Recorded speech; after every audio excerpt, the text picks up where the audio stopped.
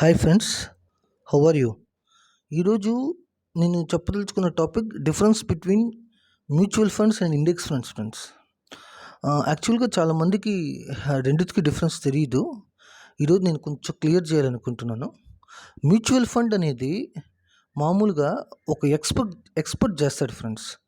Index fund అనేది every time Nifty 50లో ఉన్న stocks change అయ్యే కొద్దీ ఇండెక్స్ ఫండ్స్ కూడా చేంజ్ అవుతూ ఉంటుంది ఫ్రెండ్స్.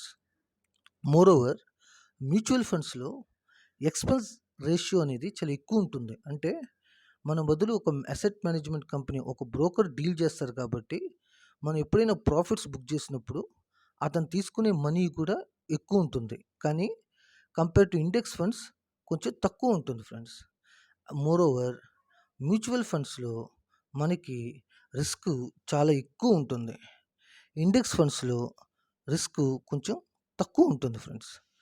అది మ్యూచువల్ ఫండ్స్ అయినా ఇండెక్స్ ఫండ్స్ అయినా ఈ రెండూ కూడా ఒక మనిషికి స్టాక్స్ ఎలా అనలైజ్ చేయాలో తెలియనప్పుడు ఈ రెండిటికి వెళ్ళాలి ఫ్రెండ్స్.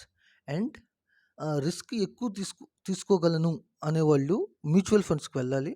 రిస్క్ తక్కువ ఉండి తక్కువ దాంట్లో కాంపౌండింగ్ అవ్వాలి అనుకుంటే వాళ్ళు ఇండెక్స్ ఫండ్స్కి వెళ్ళాలి ఫ్రెండ్స్. Okay, thank you.